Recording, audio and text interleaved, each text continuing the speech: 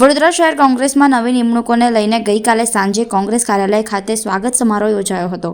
ભારતીય રાષ્ટ્રીય કોંગ્રેસના અનુસૂચિત જાતિ ચેરમેન રાજેન્દ્ર પાલ ગૌતમ, જીપીસીસીના ચેરમેન હિતેન્દ્ર પીઠડિયા તેમજ પ્રદેશ પ્રમુખની હાજરીમાં મહત્વપૂર્ણ જવાબદારીઓ સોંપવામાં આવી હતી।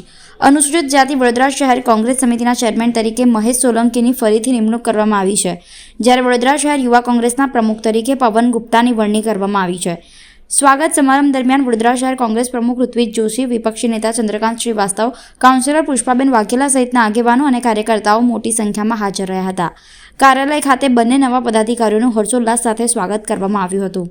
નવી જવાબદારીઓ સંભાળનાર મહેશ સોલંકી અને પવન ગુપ્તાએ પક્ષ મજબૂત બનાવવા અને સંગઠનને વધારે ગતિ આપવા પ્રતિબદ્ધતા વ્યક્ત કરી હતી। કોંગ્રેસ પક્ષની વિચારધારા સાથે જ્યારે આજે મને એઆઈસીસીના અમારા રાષ્ટ્રીય ચેરમેન રાજેન્દ્ર કુમાર ગૌતમજી અને ગુજરાત પ્રદેશના ચેરમેન શ્રી હિતેન્દ્ર પીઠાડીજીના ભલામણથી જ્યારે મને ફરી એકવાર કોંગ્રેસ પક્ષના સંગઠન માટેની જવાબદારી સોંપી છે, ત્યારે છેવાડાના માનવી સુધી કોંગ્રેસની વિચારધારા જે એકતા, બંધુતા, સામાજિક ન્યાયની વાતને લઈને કોંગ્રેસ પક્ષના જે વિચારધારા સાથે વંચિત અને શોષિત લોકો કે જે અન્યાયનો ભોગ બનતા હોય, શિક્ષણ, રોજગાર અને રહેઠાણની બાબતથી જ્યારે લોકો ભયભીત થતા હોય, ત્યારે સંવિધાનની બચાવો સાથે અને ઝુંબેશ સાથે કોંગ્રેસની વિચારધારા સાથે સંગઠનને આગળ જતા મજબૂત બનાવીશ। સૌપ્રથમ તો હું અમારા રાષ્ટ્રીય નેતા LOP એવા શ્રી રાહુલ ગાંધીજીનો આભારી છું કે જેમને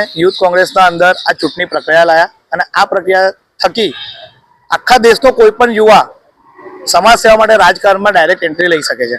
ત્યારે એ પ્રક્રિયા થકી વડોદરા શહેરના યુથ કોંગ્રેસના પ્રમુખ તરીકે મારા યુવા સાથીઓ મારા સાથે રહી સભ્ય બની મને વોટ કરીને મને જીતાવ્યા છે, એ બદલ હું તમામ મિત્રોનો બી આભારી છું। સાથે સાથે અમારા શીર્ષ નેતૃત્વનો બી આભારી છું અને સાથે સાથે આ તમામ ચૂંટણી પ્રક્રિયા દરમિયાન વોર્ડ પ્રમુખથી લઈને પ્રદેશ પ્રમુખ તકના જેટલા બી પદાધિકારીઓ નિયુક્ત થયા છે એ તમામને શુભેચ્છા પણ પાઠવું છું। આગળ કયા કયા મુદ્દા પર તમારી રણનીતિ રહેશે?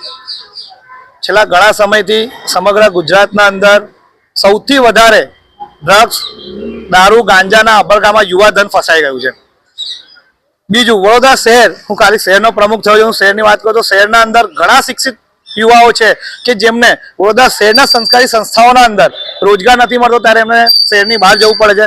ત્યારે આવનારા દિવસોમાં અમારા મુખ્ય મુદ્દાઓ એ હશે કે યુવાઓ નશાથી દૂર જાય અને વડોદરાની સરકારી સંસ્થાઓ કે જેમના પર પહેલો વડોદરાના યુવાનો હોય, ત્યારે એવા યુવાનોને પહેલો મોકો મળે એ પ્રકારની ચળવળ અમારા દ્વારા ચલાવવામાં આવશે।